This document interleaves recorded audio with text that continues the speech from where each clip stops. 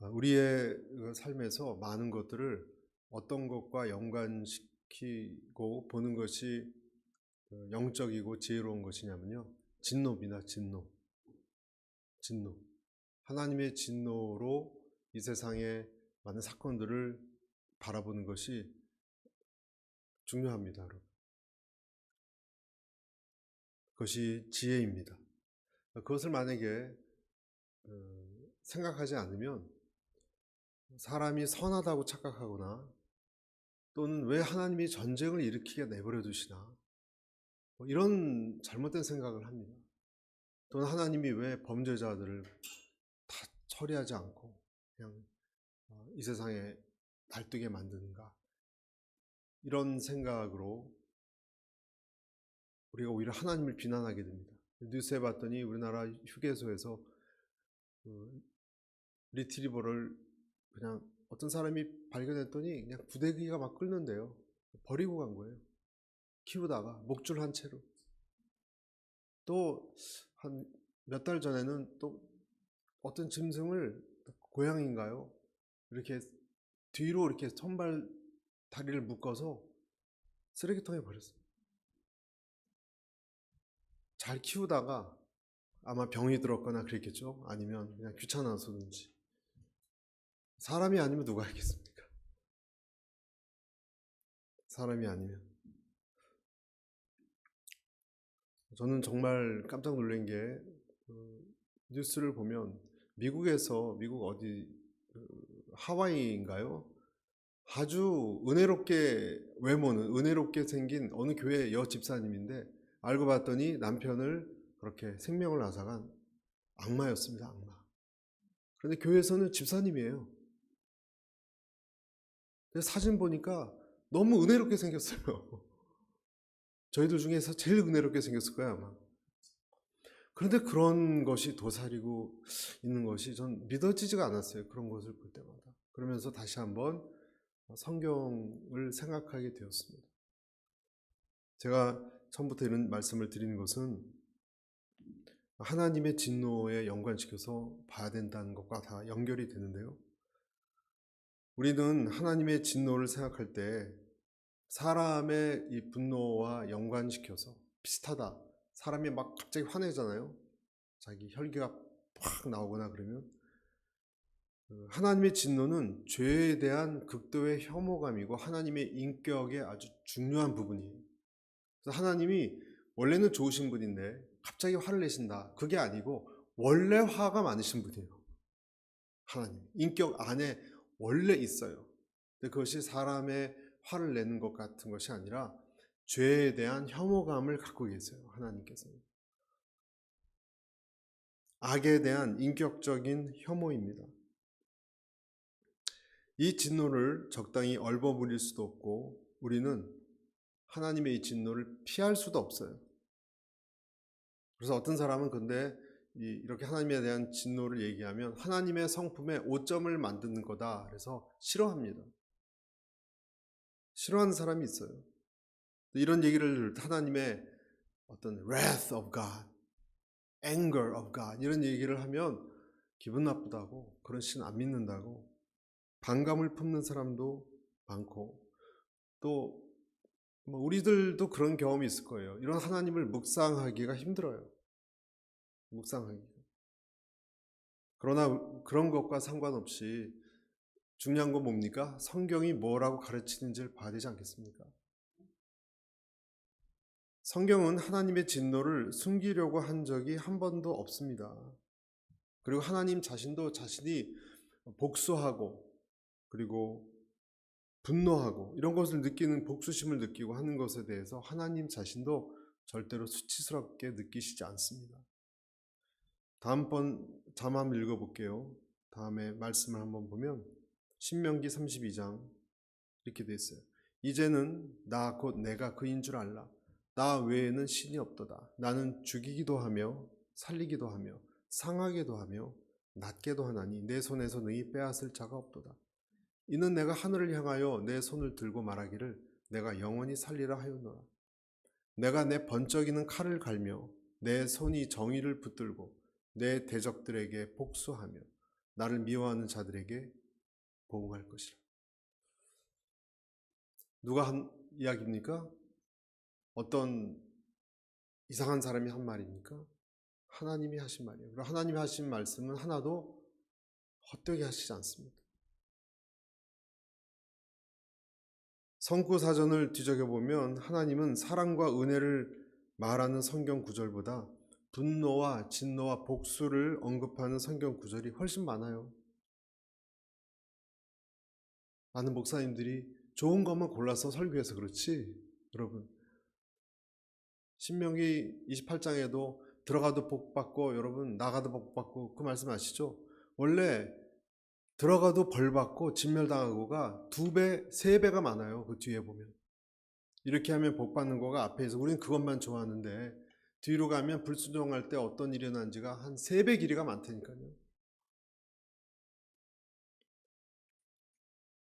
하나님이 거룩하시기 때문에 그런 것입니다. 그래서 모든 죄를 미워하시는 거예요. 그리고 죄인에게 분노하십니다.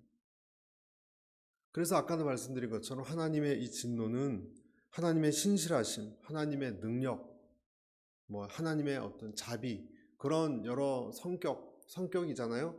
그런 요소들 중에 중요한 한 가지입니다. 만약에 하나님의 진노가 없다면 어떻게 될까? 그럼 하나님에게 진노가 없다면 어떻게 될까요? 온전한 성품이라고 말할 수 없습니다. 오히려 여러분 생각해 보면 죄에 대해서 반응하지 않는 것이 도덕적인 결점이에요. 아버지가 계신데 형이 못된 짓을 계속 하는 거, 만약에 여러분 동생도 못된 짓을 하고 엄마도 때리고 말해 그런다고 쳐보세요. 자식이. 아버지가 선하기만 해요. 엄마가 맞아서 뼈가 부러 죽는데 아버지는 웃기만 해요. 여러분, 온전한 인격입니까? 화를 내야죠. 그런 것과 마찬가지입니다. 죄를 미워하지 않는 사람은 도덕적으로도 병든 자라고밖에 말할 수 없습니다. 저와 여러분도 그래서 죄를 보거나 악한 것을 보면 혐오감을 느껴야 되고요. 피해야 되고요. 그것을 정죄해야 됩니다. 그것이 건강한 겁니다. 잘못됐어 얘기해야 됩니다. 잘못했는데도 계속 괜찮아 앞으로는 잘할 거야 라고 말해서는 안 되는 것입니다. 어떻게 무한히 거룩하신 분께서 죄에 대해서 무감각하고 악을 혐오하고 악을 경멸하지 않을 수 있겠습니까? 어찌 공의로운 분이, 하나님이 공의로워요. 여러분, 공의로운 재판관이 죄인과 악인이 대낮에 뻔히 다니는데 그 경찰과 재판관이 가만히 있겠습니까? 그냥 커피나 마시고. 공의롭다고 말할 수 있을까요? 만약에 그렇게 되면 이 세상에 그나마 있는 양심이나 악을 저지하는 것은 더 사라져서 누구나 악을 저지르는 것이 꺼리끼지 않을 것이고, 또 선하게 하려는 사람들도 그 동기를 다 잃어버릴 거예요. 보응하는 하나님이 없으니까. 심판주가 전혀 없으니까. 심판주가 없으니까. 그렇지만 여러분, 하나님의 진노는 살아 있습니다. 이렇게 아무것도 없는 것 같죠, 여러분? 이렇게 허공에, 이 세상에. 진화론을 얘기하는 사람들은 이 세상이 다 우연이라 그래요. 아무것도 없어요. 하나님을 믿고, 요즘 진화론도 많이 공격을 받아서 이제 옛날만큼 강하지 않습니다. 진화론도. 하나님을 믿는 사람, 또 신의 존재를 인정하는 사람은 이 공기에 뭔가 흐르고 있다는 것을 알아요. 뭔가 흐르고 있다는 것을 알아요. 하나님의 진노는 살아있습니다. 우리가 예수님의 피 때문에 보호받기 때문에 그렇지, 은혜라고 부르죠. 하나님의 진노는 살아있습니다. 과거에도 그랬습니다. 아담과 하와를 보십시오. 추방당했잖아요. 카인을 보세요. 추방당했잖아요. 노아의 홍수를 보세요. 어떻게 됐습니까? 다 죽었잖아요. 여러분, 소돔과 고모라를 보세요. 불로, 유황으로. 지질학자들이 연구했더니 이게 땅이 갈라져서 지진인지 아니면 그때 어떤 유성이 내려왔는지 토론이 많더라고요. 그 당시에 뭔가 큰 격변이 있었긴 있었는데 굳이 인정은 안 하려고 그래요. 성경에 있는 내용이라고는. 하지만 뭔가 지진이나 아니면 불똥이 하늘에서 내려온 것은 확인이 됐습니다. 하나님은 자신이 악을 행하는 자들에게 보수하시는 하나님이심을 드러내셨습니다. 그래서 우리가 그 하나님의 사랑도 묵상해야 되지만 하나님의 진노도 자주 묵상해야 돼요. 왜냐하면 그래야 우리가 하나님을 사랑하는 사람이라고 말할 수 있습니다. 시편 7편 10절 11절에 나의 방패는 마음이 정직한 자를 구원하시는 하나님께 있도다. 하나님은 의로우신 재판장이시며 매일 분노하신, 이 사람은 어떻게 하고 있습니까? 의롭고 분노하신 재판장이신 하나님을 묵상하고 있어요. 하나님을 사랑하기 때문에. 또 빌립보서 2장 12절에도 같이 읽습니다. 시작. 그러므로 나의 사랑하는 자들아 너희가 나 있을 때뿐 아니라 더욱 지금 나 없을 때에도 항상 복종하여 두렵고 떨림으로 너희 구원을 이루라. 우리가 구원을 이제 완성을 향해서 나아가고 있는데 두렵고 떨림으로 하라는 거예요. 그러니까 악을 피해가라는 거예요. 내가 그렇게 하나님이 싫어하는 것을 똑같이 싫어하려고 하고 그리고 두렵고 떨림으로 구원을 이루어 가고 있는가? 여러분 있습니까? 여러분이 그런 것에 둔감한 것이 아니라 이 세상 기준을 얘기하는 게 아닙니다. 이 세상 기준은 이제 곧 말씀드리겠지만 전혀 달라요. 이 세상 기준을 취하는 것이 아니라 성경의 기준으로 그런 것을 가급적 안 만지려고 하고 가까이 안 하려고 하고 두렵고 떨리는 마음으로 살아가고 있습니까? 아멘. 그렇다면 여러분 하나님을 사랑하는 사람입니다. 그러니까 사람을, 옆에 있는 사람을 사랑하는 것도 사랑하는 거지만 하나님이 싫어하는 것을 싫어하는 것도 하나님을 사랑하는 거예요. 하나님에 대한 진노는 두 가지입니다. 하나는 하나님에 대한 경건심이 없는 사람에 대해서, 또 두 번째는 사람과 사람 사이에서 악을 행하는 사람에 대해서.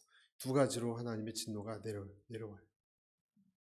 더 근본적인 것은 불경건, 하나님과의 나 사이의 경건함이 잃어버렸을 때에 대해서 이것이 더 근원적인 겁니다.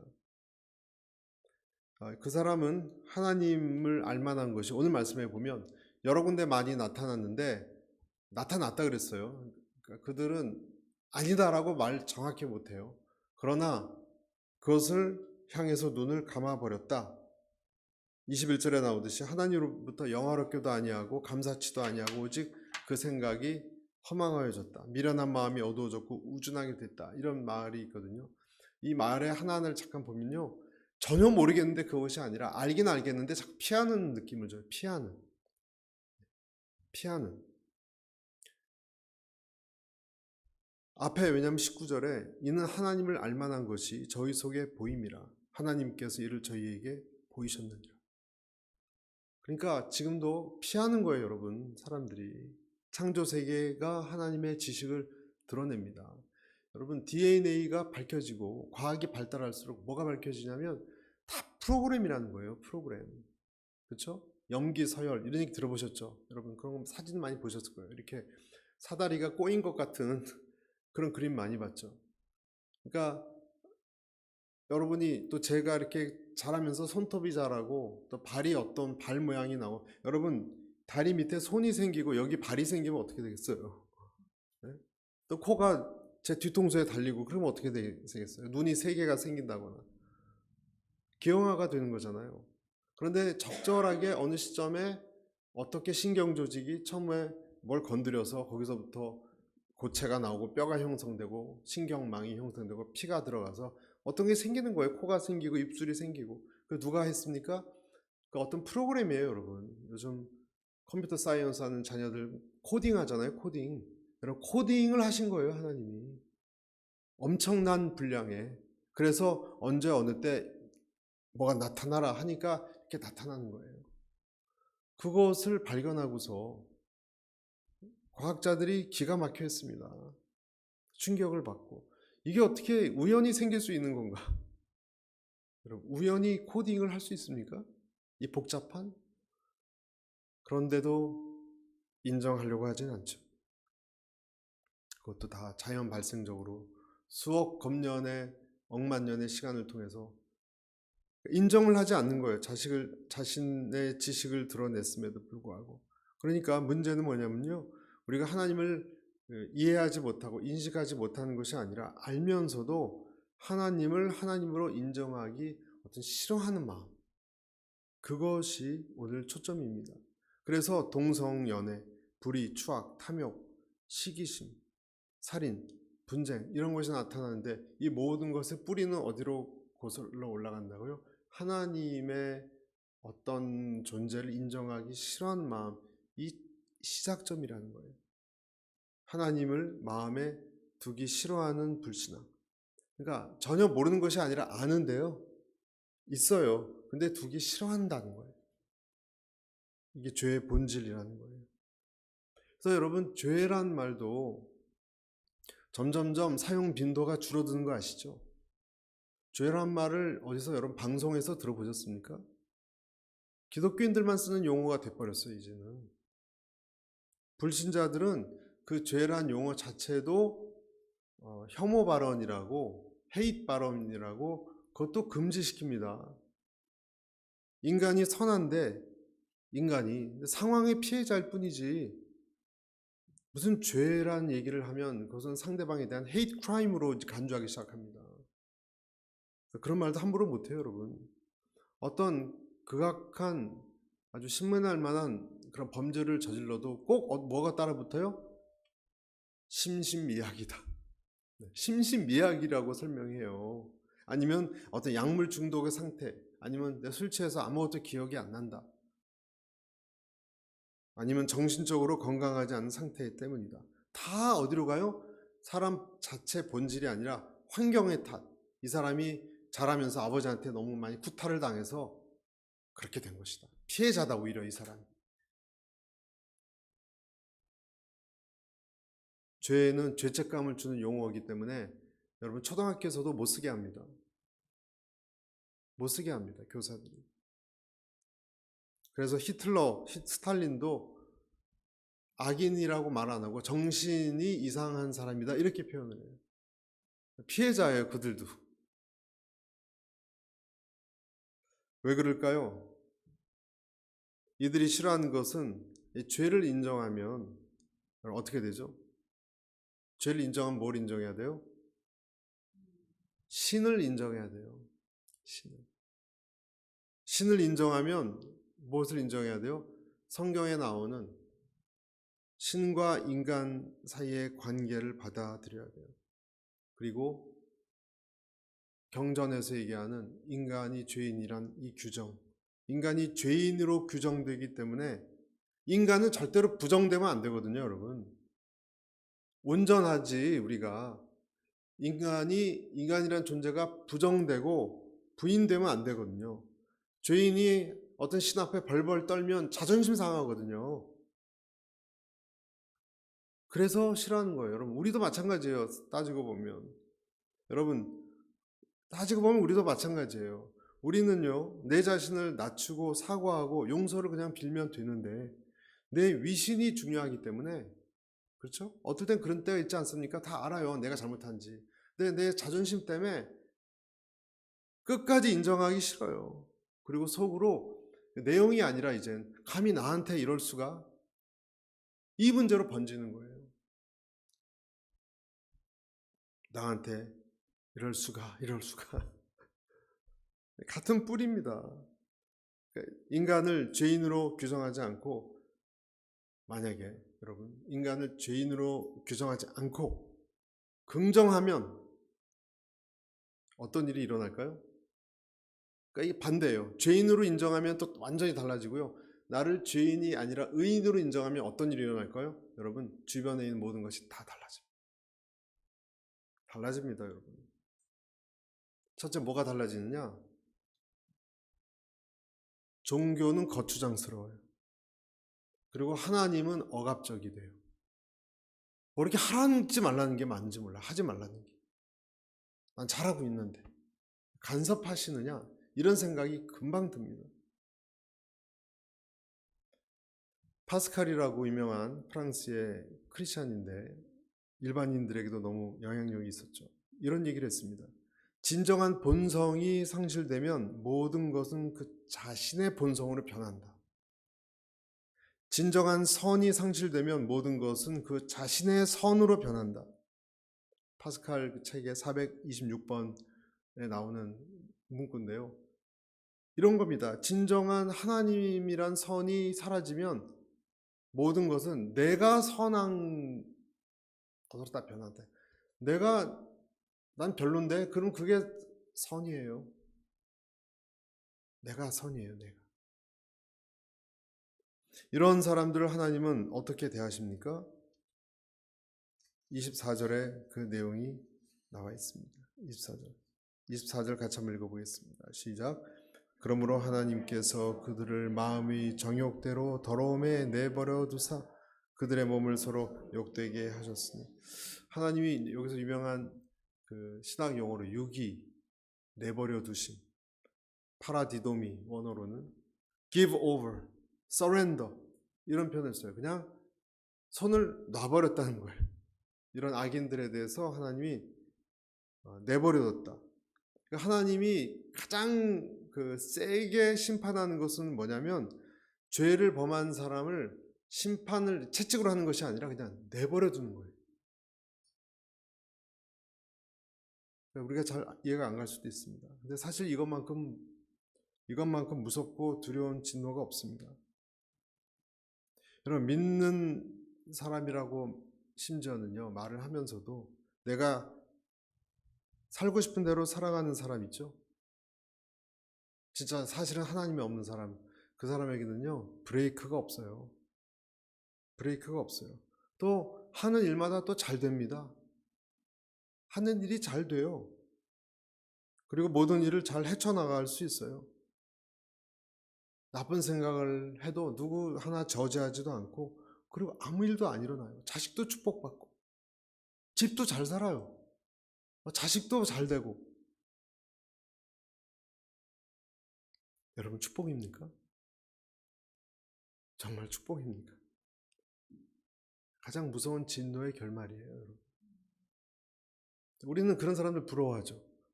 아는 친구가 있는데 하나님은 쳐다보지도 않는데 자식이 왜 이렇게 잘 되는지, 또 그 친구는 선만 돼도 사업이 잘 되고, 또 무슨 대통령상을 탔대, 뭐 그런데 또 자녀들은 또 외모도 출중해요.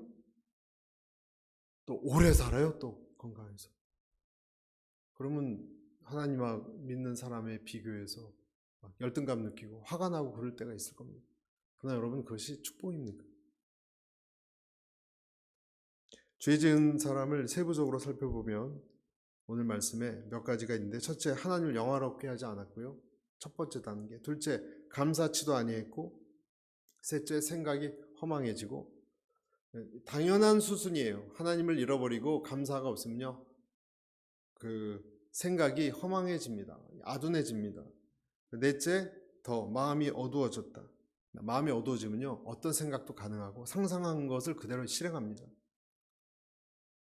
다섯째, 하나님 대신 우상을 섬기고 있었고, 그리고 뒤에 뭐가 나오냐면요 모든 질서를, 하나님이 만든 질서를 거꾸로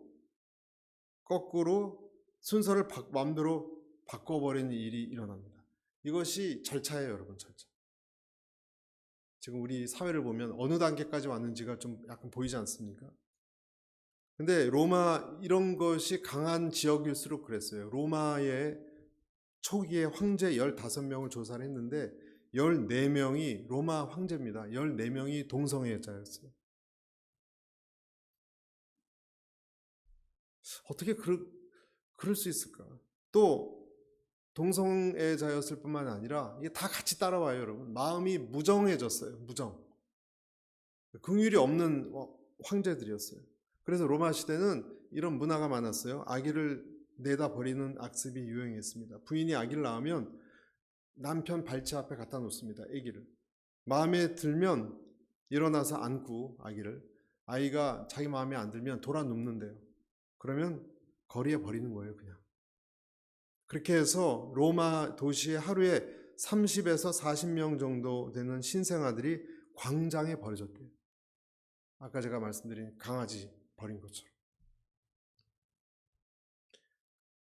그러니까 이 생명의 질서를 왜곡시키면서 동시에 뭐가 오냐면요, 무정함이 같이 와요. 그걸 곧 제가 계속 좀 말씀드리겠습니다. 이 사회의 특징을. 이것이 하나님 없는 사악한 사회의 특징이에요, 여러분. 첫 번째가 뭐냐면 성적 타락. 24절 이하에 그런 내용이 나오는데, 마음의 정욕대로 더러움에 내어버려두사. 성적 타락은 첫 번째 사실 우상 숭배의 결과입니다. 왜냐하면 그 성적인 탐닉은 쾌락 자체이기도 하지만 자기의 몸에 대한 숭배거든요. 자기 연합에 대한 욕구입니다. 여러분, 사실 상대방에 대한 기쁨을 주기보다 자기 자신에 대한 기쁨이 더 커요. 그래서 상대를 도구로 삼기까지 합니다. 나아가서. 그것이 성적인 탐닉의 극단으로 가면 이제 그런 일까지 일어납니다. 그런 영화들도 많이 나와 있어요. 요즘은 뭐 그런 것을 가감없이 표현합니다. 동성애, 남자가 여자, 여자가 남자 역할을. 소크라테스도 동성애 여자였다 그러죠. 근데 이것은 요즘 유행하는 거짓말 중에 어쩔 수 없었다, 태어나서. 그렇게 태어난 걸 어떡하냐. 물론 그런 사람도 있겠지만 통계에 의하면 대부분은 후천적인 거래요, 동성애는. 그리고 세 번째 28절에 31절까지 나와 있는 내용을 한마디로 하면, 그 최고조로 그런 것이 올라가잖아요. 무질서함으로 나가면 어떤 상태가 되냐면 무정한 마음, 무자비한 마음, 그런 단계까지 간다는 거예요. 너무 여러분 익숙한 것 같아요, 이런 모습이. 하나님은 왜 이런 것을 그냥 이런 구덩이에 그냥 두셨을까? 스스로 고통을 겪고 깨달으라고 하시기 위해서인가? 잘 모르겠어요. 왜 그냥 내어버려 두셨는지. 너무 익숙하고, 오늘 우리가 배우는 것은 하나님의 최대 진노가 내어버려 두는 것, 유기라고 말씀을 들었습니다. 그래서 거꾸로 얘기하면, 내가 만약에 하나님과의 관계가 소원해졌거나 내가 생각해도 내가 좀 너무 심하다 할 때, 여러 가지 멀어질 때 뭐가 비즈니스가 안 된다거나 뭐가 좀 일이 꼬인다거나 또 몸이 아프다거나 하는 것을 도리어 감사해야 돼요. 할렐루야. 도리어 그때 감사해야 돼요. 왜냐하면 유기된 게 아니잖아요, 그것은. 그런데 아무리 말해도 안 되는 사람은 하나님 어떻게 하시죠? 내 마음대로 살아보라라고 손 놔버리십니다. 그리고 이것이 요즘 우리가 많이 보는 유기된 사회의 증상입니다. 여러분, 탐욕과 또 음란이 지배하는 사회가 되잖아요. 그러면 우리 마음에 독버섯 같은 21가지 죄가 동시에 이웃 사촌처럼 같이 자라고 같이 큽니다. 그러니까 사람이 내버려둔 땅에는 잡초가 집의 종이 돼버리잖아요, 여러분. 집의 종이 돼버리잖아요. 저희 집도 막 잡초 캐내 너무 힘든데 겨울 지나고 보니까 또 쫙 자랐어요. 또 다 그걸 뿌리를 뽑아야 돼요. 너무 잘 자라요, 여러분. 질경인가요? 질경이. 난 그 예쁜 꽃인 줄 알았더니 그게 잡초라 그러더라고요. 그게 지배종이 됩니다. 이것이 하나님이 버려둔 사람들 사회에서 일어나는 일이에요. 에덴의 동쪽에서 일어나는 일이에요. 아담과 하와가 에덴 동산에서 쫓겨난 다음에 다시 들어오지 못하게 하나님의 천사가 어떻게 했습니까? 불과 칼로 막은 방향이 여러분 동쪽 방향이에요. 또 카인이 자기 형 아벨을 죽이고 추방되고 도망간 곳이 에덴의 동쪽 방향이에요. 그래서 여러분 유명한 제임스 딘이 나온 에덴의 동쪽이라는 영화도 있지 않습니까? 에덴의 동쪽이 노 땅인데요. 노 땅의 원뜻이 유랑, wandering, 방황하다, 그런 뜻입니다. 존 스타인백이 쓴 소설로 헐리우드에서 아주 큰 히트를 쳤던 에덴의 동쪽, 이스트 오브 이든, 우리가 사랑하는 제임스 딘, 그 줄거리를 보면 온통 무슨 내용이 나오느냐, 익숙한 내용이에요. 경쟁심, 거기 나오는 게. 인정받으려는 욕구, 그다음에 거절감, 살인. 왜 이렇게 분노가 많은지 몰라요. 얼굴은 다 해피해 보이는데 멋진 배우들이고, 그런데 그 흐르는 기류가 복수와 분노예요. 왜 그렇게 질투심이 많은가, 사람은? 왜 아버지에 대한 인정 욕구가 그렇게 많았는가? 하나님의 품을 떠나서 에덴 동쪽으로 간 사람들의 모임 속에는 이런 비방, 탐욕, 이러한 잡초들이 지배종이 되네요. 지배종. 내 자신도, 여러분, 내 자신도 내 마음 한켠에 그런 곳이, 그런 동쪽이 있는지를 생각해 봐야 됩니다. 내 안에 잘하고 있었던 것이 무엇인가? 여러분, 우리가 사람은 다 자유를 좋아합니다. 근데 그 자유가, 여러분, 하나님이 없을 때 자유와 함께 따라오는 비극은 생각하지 못합니다. 하나님이 버려두면, 만약에 하나님이 버려두면 그 자유는 비극을 감수해야 합니다. 어떤 분이 그런 얘기도 했어요. 하나님을 믿지 않는 분이 얘기를 하시기를, 이 세상의 일부 일처제가 만약에 기독교에 의해서 일부 일처제가 강력히 시행되지 않았으면 지금 많은 숫자의 남성들은 아내를 얻지 못하고 살다가 죽었을 거예요.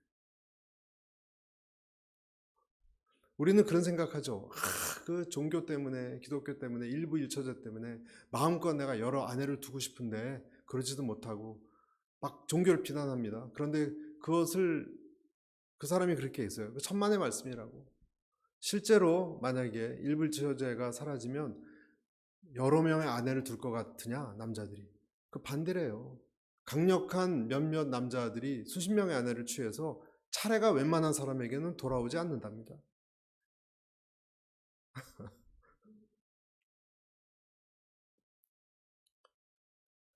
그래서 여러분, 자유와 함께 비극을 감수해야 되는데, 복음이 그래서 우리에게 거친 목소리로 다가오는 거예요. 처음에 별로 좋지 않은 소리로 다가올 수밖에 없는 거예요. 그게 뭐예요? 너는 죄인이다 라는 거예요. 아멘. 심각한 죄인이라는 거예요. 그래서 하나님의 진노를 받을 수밖에 없는 지배종이 자라는 우리 자체가 그런 존재라는 거예요. 성경은 유대인이나 헬라인이나 다 죄 아래 있다고 말하고 하나님의 심판 아래 있다라고. 왜? 독버섯이 자라 있으니까. 우리 누구에게나. 여러분, 질투 없는 사람이 있습니까? 여러분, 사촌이 배를 사면이 아니라 땅을 사면 배가 안 아픈 사람이 있습니까? 사촌이 아니라 형제가 잘 돼도 배 아파요, 솔직히. 네? 여러분, 솔직히 안 그렇습니까? 같은 형제가 특별히 특출나면 배 아픈 거예요, 여러분, 사람은.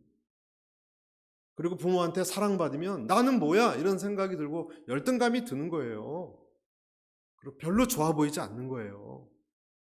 그 인간이에요, 여러분. 우리에게 시기심이 없습니까? 그래서 이 죄의 인정은 복음을 얻기 위해서 반드시 거쳐가야 되는 어두운 배경 같은 거예요. 어두운 배경.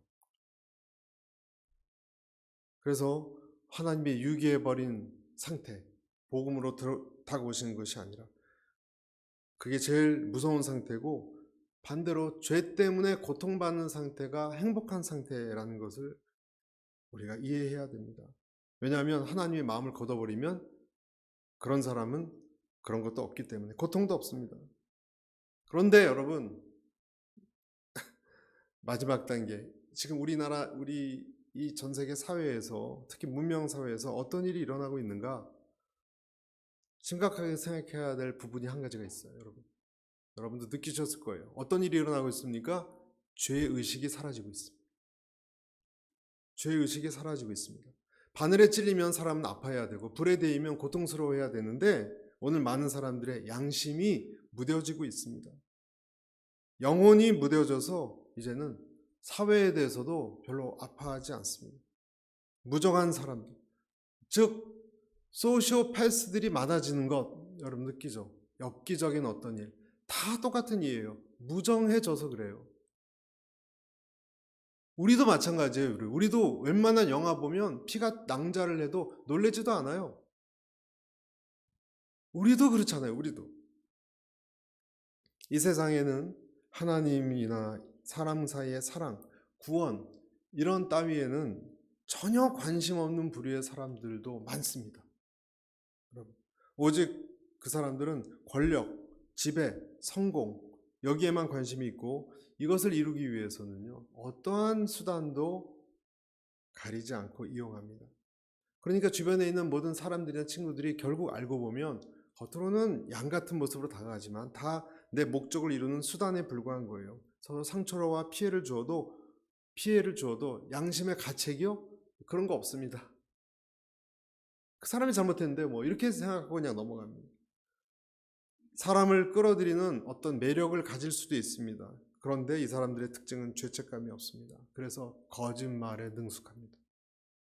거짓말을 해도 죄책감을 전혀 안 느껴요. 지능적이고 지는 것을 싫어하고 언어의 마술사이고요. 극도로 이기적일 수 있습니다. 사과하지 않습니다. 왜냐하면 자기가 정말 잘못했다고 생각하지 않으니까. 자기가 잘못했다고 생각 안 해요. 어쩔 수 없다고 생각해요. 내 상황이면 누구도. 그리고 죄책감이 없기 때문에 사과할 이유도 찾지 못하고요. 결국 지명을 당해서 자기의 잘못을 실토할 때가 오면 어떤 이야기를 하느냐? 자기 불우한 어린 시절을 강조합니다.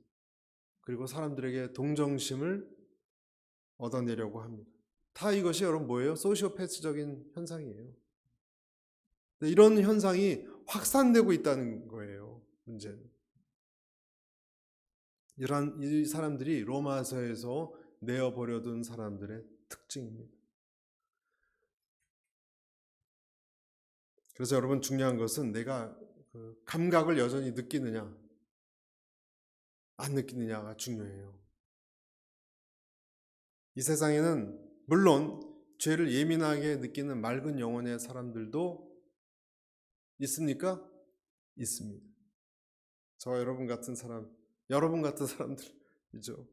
사소한 죄에 대해서도 몹시 괴로워하는 그런 사람들. 윤동주 시에 보면 하늘 우러러 한 점 부끄러움 없이 입새도 나는 바람에 나는 부끄러워했다. 그런 표현이 있지 않습니까? 근데 비슷한 표현을 여러분 마틴 루터도 했어요. 마틴 루터도 양심이 자기 죄를 막 드러낼 때 뭐라고 표현했냐면 바람에 흩날리는 나무 잎새 소리만 들어도 부들부들 떨 정도로 마음의 갈피를 잡지 못했다. 이런 표현을 썼습니다. 그러니까 중세에 그 타락했던 카톨릭을 다 개혁할 수 있었겠죠.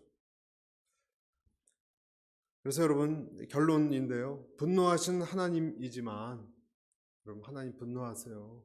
그렇지만 우리가 꼭 기억해야 되는 것이 마지막에 있는데 그것은 뭐냐? 하나님께서는 쉽게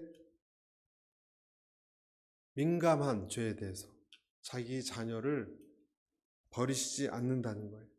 고통은 때론 줄 수 있어요. 하나님은 그런 분이시라는 거예요. 그분은 버리시지 않습니다. 이사야서 41장 9절에 보면 이렇게 되어 있습니다. 내가 땅끝에서부터 너를 붙들며 땅 모퉁이에서부터 너를 부르고 내게 이르기를 너는 나의 종이라. 내가 너를 택하고 싫어하여 버리지 아니하였다 하였노라. 어떨 땐 여러분 내가 너무 많이 죄를 짓거나 잘못된 길로 갔거나 정말 막 살아서 하나님 날 버렸다라고 생각할 때가 있을 수 있는데 내 생각이지 내 느낌이지 실제로는 그렇지 않아요. 그러면 뭘로 알 수 있습니까, 여러분? 그 사람이 안 버렸다는 거? 아니면 내가 내버린 자식인지 안 버린 자식인지 뭘로 확인할 수 있어요? 오늘 설교에 여러분 감 잡으셨죠? 뭐예요? 여러분에게 죄를 보고 악한 걸 보면 그것을 좀 이렇게 힘든 부분이 있는지 나한테 아니면 개의치 않는지 여러분 난 개의치 않아 뭐 죄 질 수도 있고 계속 질 수 있지 그런 사람인지 아니면 한두 번 질 수도 있지만 나중에 너무 힘들어서 그런 죄 앞에 내가 연관되는 것이 느끼고 있는지 아파하고 있는지 죄의식이 있는지 갈등이 있는지 여러분 갈등이 있습니까? 하나님의 사람이에요. 갈등이 없습니까? 전 뭐라고 말 못하겠어요, 여러분에게. 심히 두려운 사람이에요. 걱정되는 사람이에요. 아무 갈등이 없다면. 그러나 여러분의 갈등이 있다면, 괴롭다면 하나님의 자녀의 증거입니다. 그것이. 그런 면에서 하나님의 사람은 이 세상 사람과 근본적으로 달라요. 아까 제가 말씀드렸죠. 다른 사람을 이용하고 또 권력, 성공 여기만 오로지 관심 있는 사람 많다고요. 여러분이 그런 사람이 아닙니다. 우리는 그렇게 될 수가 없습니다. 나는 그 하나님의 음성을 듣고 있는가? 나는 하나님에게 예수의 피로 쌓여있는 사람인가? 생각하고 확인하고 살아가신 우리 모두가 되기를 바랍니다. 기도하겠습니다.